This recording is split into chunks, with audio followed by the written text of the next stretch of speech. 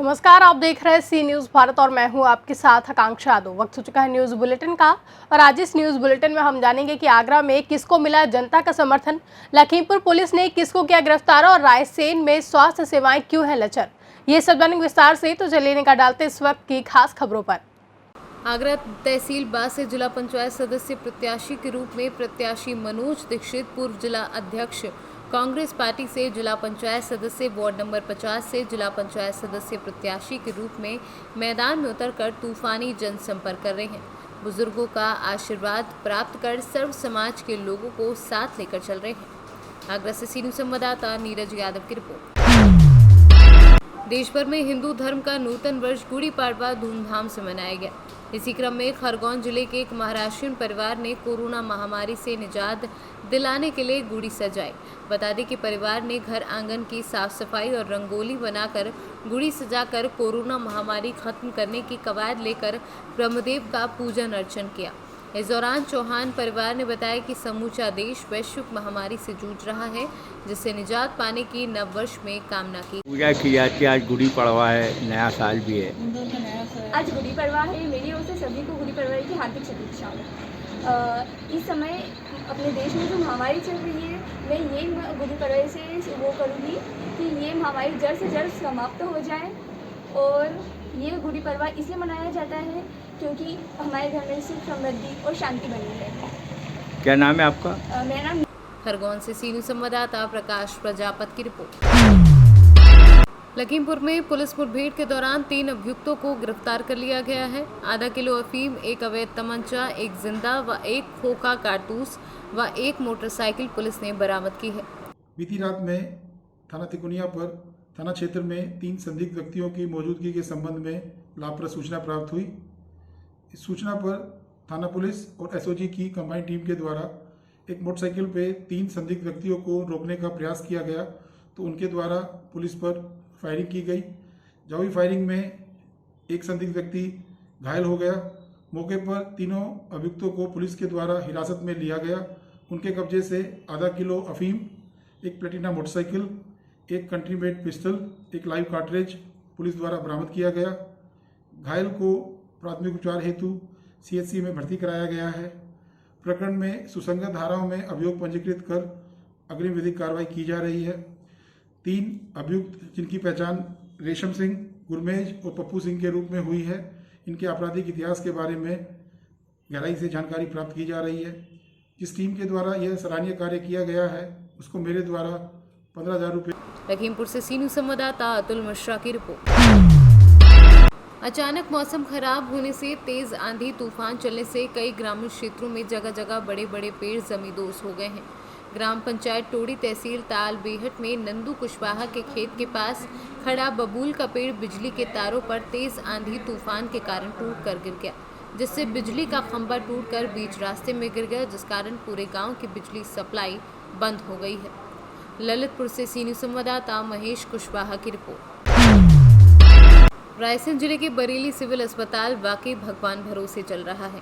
यहाँ कोरोना जांच के लिए लोगों की भीड़ सुबह से लग जाती है, लेकिन जांचकर्ता 2 से 3 घंटे लेट पहुँचते हैं और जनता धूप में तपती रहती है। 12 बजे तक कोरोना जांच की खिड़की नहीं खुली।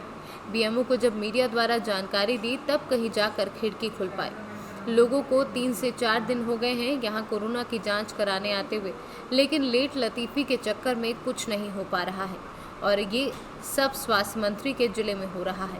और स्वास्थ्य मंत्री दमोह उपचुनाव में चुनाव प्रचार और सभा में व्यस्त हैं, जिससे जनता ने स्वास्थ्य मंत्री को रायसेन जिले में अभी हाल ही में रिकॉर्ड मतों से जिताया था। वहीं जनता आज इलाज के लिए परेशान है।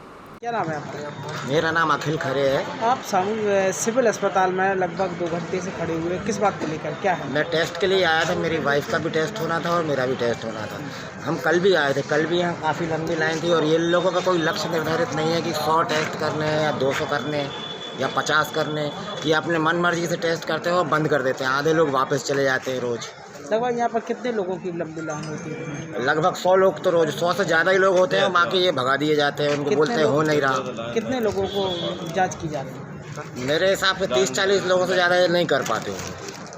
लेकिन ये तो बहुत कम आंकड़ा है। अगर टेस्टिंग ही नहीं होगी तो महामारी पर नियंत्रण कैसे होगा? अच्छा, आप कितने दिन से यहाँ पर आ रहे हैं? मैं 3 दिन हो गया, अभी तक मेरा नंबर ही नहीं आ पाया, ना ही मेरी वाइफ का आ पाया। जबकि हम सुबह 9-10 बजे आ जाते हैं, तब भी नहीं आ पाया।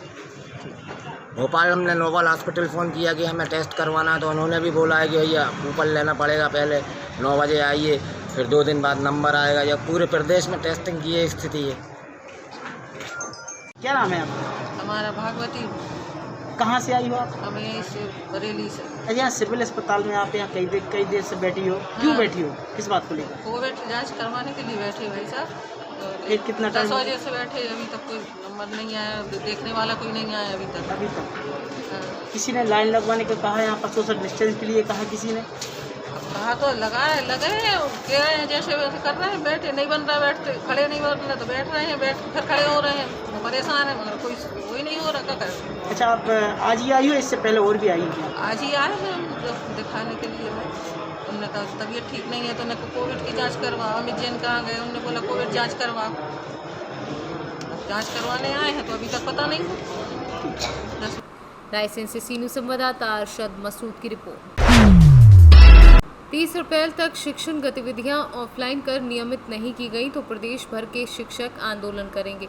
ये चेतावनी संयुक्त शिक्षा एसोसिएशन और शिक्षक एकता मंच के संयुक्त तत्वाधान में आयोजित पत्रकार वार्ता में पदाधिकारियों ने दी। उन्होंने सरकार पर सिर्फ व्यापारियों के हित की बात करने का आरोप लगाते हुए एसोसिएशन के पदाधिकारियों ने कहा कि शिक्षा को छोड़कर समस्त गतिविधियां कोरोना प्रोटोकॉल के तहत चल रही हैं। सिर्फ शिक्षा ही ऑफलाइन क्यों? शिक्षण गतिविधियां रुकने से देश का विकास भी प्रभावित हो रहा है। अध्यक्ष शिक्षक एकता मंच आ रहा है। हम सभी प्रतियोगी परीक्षाओं की तैयारी करा रहे हैं, जिसमें सभी विद्यार्थी लगभग 18 साल से ऊपर के होते हैं, समझदार होते हैं, कोरोना के नियमों का पालन कर सकते हैं, मास्क लगा सकते हैं, सोशल डिस्टेंसिंग का पालन कर सकते हैं। तो सरकार से मेरा विनम्र निवेदन है कि प्रतियोगी परीक्षाओं की जो कोचिंग संस्थान है उनकी नीतियों को स्पष्ट किया जाए और कक्षा 1 से 12 तक की जो नीतियाँ हैं उनको स्पष्ट किया जाए। दोनों की नीतियों को मिला।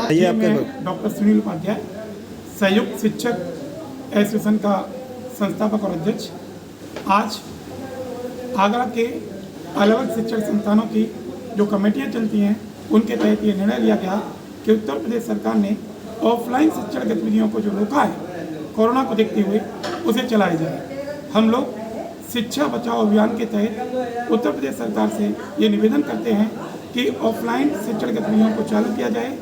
अगर सरकार ऐसा नहीं करती तो 30 अप्रैल के बाद हम लोग इस आंदोलन को जन जन तक ले जाएंगे।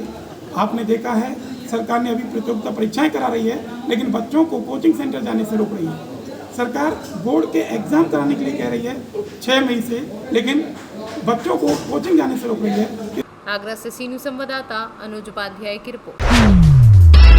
नामांकन के पहले दिन मंगलवार को जगदीशपुर ब्लॉक में प्रत्याशियों व प्रस्तावक की भीड़ उमड़ पड़ी। इस दौरान नामांकन केंद्रों पर कोरोना से बचाव के लिए जारी गाइडलाइन की जमकर धज्जियां उड़ाई गई। सोशल डिस्टेंस का पालन होता दिखाई नहीं पड़ा। ब्लॉक पर सुरक्षा व्यवस्था को लेकर जहां परिसर गेट पर पुलिस का पहरा रहा, वहीं अधिकारियों ने दौरा कर नामांकन कार्य का जायजा लिया। शुरुआती दौर में काउंटरों पर भीड़ काफ़ी कम रही। हर काउंटर पर कम प्रत्याशी ही रहे, लेकिन जैसे जैसे दिन का पारा हाई हुआ और धूप तेज हुई तो नामांकन पत्र दाखिल करने वालों की भीड़ भी अनियंत्रित होने लगी।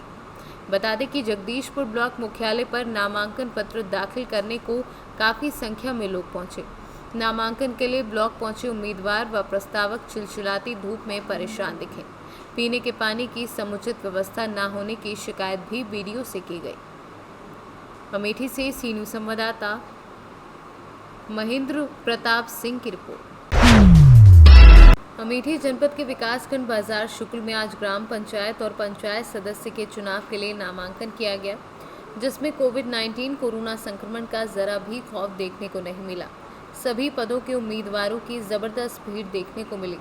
विकासखंड बाजार शुक्ल की बड़ी लापरवाही के चलते लोग काफ़ी तादाद में लाइन में खड़े दिखे, जिसके चलते पूरे विकासखंड क्षेत्र में कोरोना महामारी का खतरा बना हुआ है। नामांकन के दौरान उपजिलाधिकारी रामशंकर व सीओ मनोज कुमार यादव के साथ थाना प्रभारी विश्वनाथ यादव भारी पुलिस बल के साथ मुस्तैद दिखे। आपका नाम क्या है? सचिन शर्मा, ग्राम पंचायत मोगिया रहमतगढ़, डिस्ट्रिक्ट अमेठी। आपको लाइन लगने में कोई दिक्कत तो नहीं हुई? कोई दिक्कत नहीं हो रही है, आराम से काम हो रहा है। अमेठी से सी न्यूज़ संवाददाता महेंद्र प्रताप सिंह के साथ शुभम शर्मा की रिपोर्ट। जनपद मथुरा के महावन थाना क्षेत्र अंतर्गत यमुना एक्सप्रेसवे के माइलस्टोन 120 पर रात करीब 2 बजे डिवाइडर से टकराई होंडा अमेज पूरी तरह क्षतिग्रस्त हो गई, जिसमें 3 लोग दिल्ली जा रहे थे। मौके पर 2 लोगों की मौत हो गई और एक गंभीर रूप से घायल हो गया। घायल को जिला अस्पताल में भर्ती कराया गया है। मथुरा से कैमरा पर्सन निशांत के साथ जितेंद्र सिंह चौधरी की रिपोर्ट। फिलहाल के लिए न्यूज़ बुलेटिन में बस इतना ही। देश और दुनिया की तमाम बड़ी खबरों के लिए देखते रहे सी न्यूज़ भारत।